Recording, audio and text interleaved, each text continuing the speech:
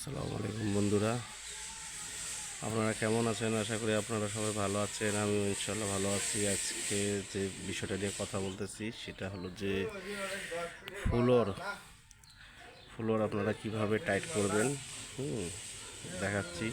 এই দেখেন আমাদের ফ্লোরে কিন্তু অলরেডি পানি বাজায় দেওয়া হয়েছে।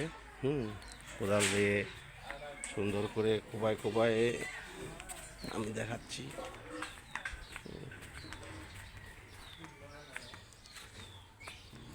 এই যে দেখতেই পাচ্ছেন আপনারা, এইভাবে কোপায় কোপায়ে পানি বাজা দিয়ে রাখলে ফ্লোর আস্তে আস্তে টাইট হয়ে যাবে। দেখাচ্ছি আমি ঘুরিয়ে ঘুরিয়ে, আপনারা দেখেন। এই এটার মধ্যে পানি শুকিয়ে গেছে অবশ্য, পানি বাজায় দেবো একটু পরে।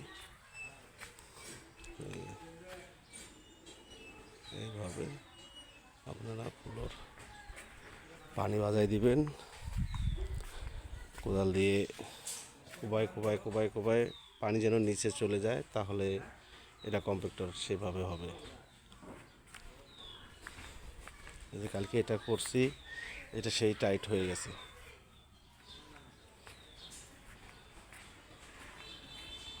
এই আমি দেখাচ্ছি,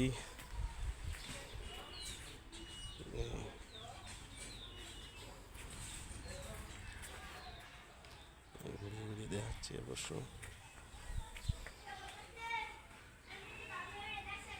আপনারা কলম যখন করবেন তখন অবশ্যই কলমে যে এইভাবে চট বাঁধে, এই যে দেখেন প্রতিটা কলমও আমি দেখাচ্ছি। প্রতিটা কলম চট বেঁধে দিয়ে পানি দিয়ে কিউরিং করতে হবে। দেখতে পাচ্ছেন,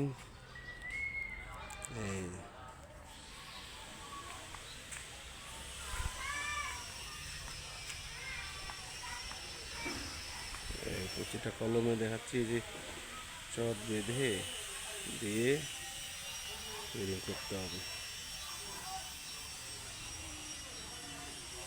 এভাবে। ফ্লোর তো বললামই যে ফ্লোর এইভাবে,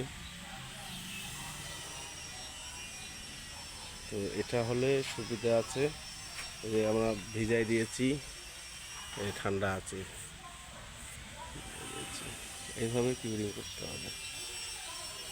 দেখতে পাচ্ছেন আপনারা যে আমার সবগুলো কলমেই কিন্তু চট বেঁধে দেওয়া। চটটা থাকলে সুন্দর, ভিজাই দিলে আর কিছু লাগে না।